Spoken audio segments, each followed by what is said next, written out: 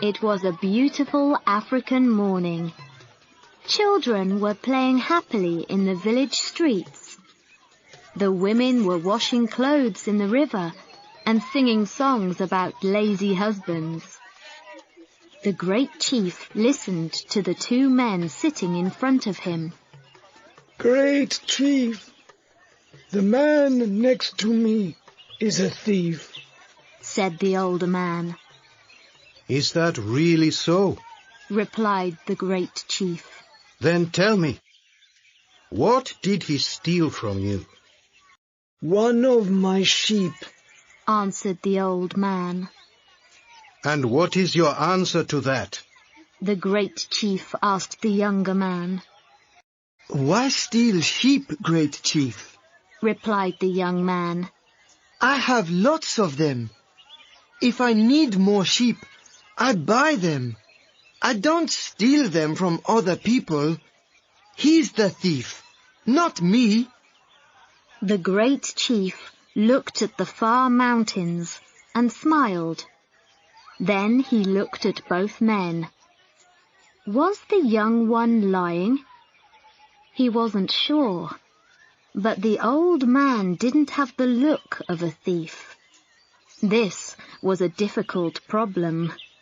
He wasn't going to find the answer in just a few minutes. But the great chief liked problems like this more than any other. It took some time to find the answer. People came to him from very far away to ask him to be the judge of their problems. The great chief liked this also. I have a question for both of you, said the great chief. The person who finds the solution will keep the sheep. Go home and think about this question, and come back only when you know the answer. What's the fastest thing in the world? Don't come back until you have the solution. The two men left the great chief's house. The old man was sad. How could he find the answer to such a difficult question? When he got home, he told the question to his daughter, Zia. She was a beautiful, happy woman who liked helping others.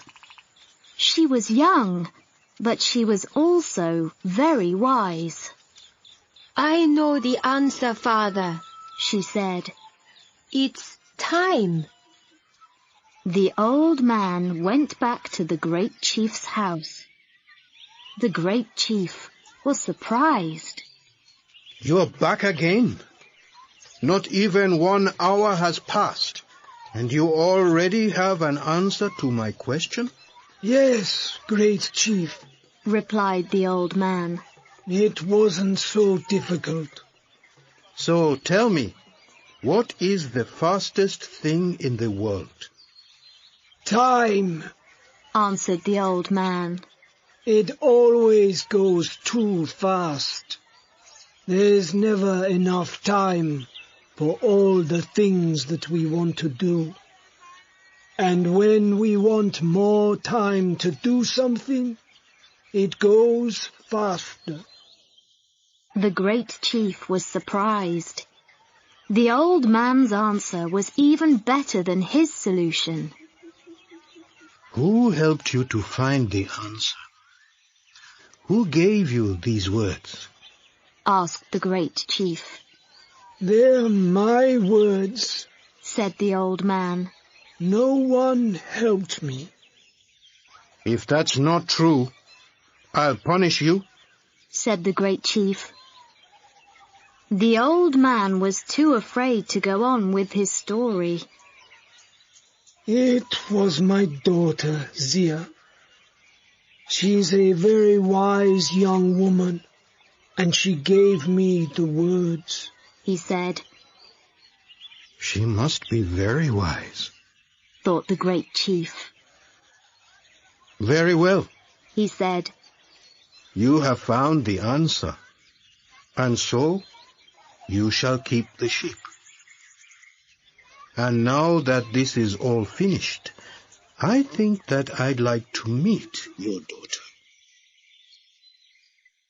The next day, the old man brought his daughter Zia to meet the great chief. They sat at the great chief's table and had a big lunch. Chicken, rice, fruit, and a drink made from palm juice. During lunch, they talked about the young man who stole the sheep, and about how difficult it was to be a good judge. The great chief enjoyed the lunch very much. While he talked about this and that with Zia, he felt so happy that he wanted to sing and dance. Was it the palm juice drink, or the wise and beautiful young woman looking into his eyes? But time always passes too fast, and soon it was time for them to leave. The great chief saw Zia every day, and his love for her grew and grew. You're a wise and beautiful woman. I'd really like to marry you, he said. Me too, replied Zia, laughing. And so they married. The great chief was very happy, but he was also worried about having a wise wife. He didn't want her to help him with the problems that people brought him. He liked being the great chief who was a wise judge. He didn't want people to start talking about the great chief's very wise wife. Everything in my house belongs to you, he said to her the day after they were married. But I ask only one thing from you. Never try to help with the problems that people bring me. If you do, you'll stop being my wife. I'm saying this to you only once. Zia listened without looking at the great chief. When he finished, she smiled. Zia and her husband were happy, and life went well for a time. The great chief listened to people's problems as before. Zia was busy with the house and the animals. In the evenings, he told her about the problems of the day, and she usually agreed with his answers. But one day, 2 little boys went to see the great chief about a cow. Each boy said that it was his cow. The great chief gave them a very difficult question to answer. Zia knew which boy was telling the truth, because she often saw him in the fields with the family's cow. When he walked past her that afternoon, he was crying. Zia spoke to him. Tell me, little boy, what's the matter? She asked him. The great chief gave us a question that I can never answer, he said sadly. What did he ask you? His question was, what's the biggest thing in the world? Zia knew that she mustn't help the boy. But the answer was easy for her and very difficult for him. And he was telling the truth about the cow. Go back to the great chief now, said Zia. Tell him the answer in these words. It is air. Air is all around us. When we walk, in front of us, there is only air and more air. When we look up at the sky, there is air as far as we can see. The little boy went to see the great chief. He said the same words that Zia told him. This time, the great chief wasn't surprised. He was very angry. Who helped you find this answer? He shouted. These words are too wise for a young boy. Who gave them to you?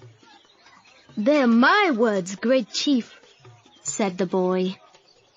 No one helped me to find the answer. If this isn't the truth, I'll punish you, said the great chief. The boy was afraid. It was your wife, Zia, he said in the end. The great chief was very angry with his wife. That evening, he spoke to her. Didn't I tell you that everything which I have belongs to you? You have done the one thing, the only thing that I asked you not to do. Now take what belongs to you and go back to your father's home. Before I go, can I make you one last meal? Asked the woman. Then I'll take what belongs to me and go. Yes, answered the great chief. Make what you want to eat. Take what you want to take. Just be sure that you're not still here tomorrow. Zia cooked the great chief's favorite meal, chicken with rice and vegetables. While he ate, she gave him a strong drink made from palm juice.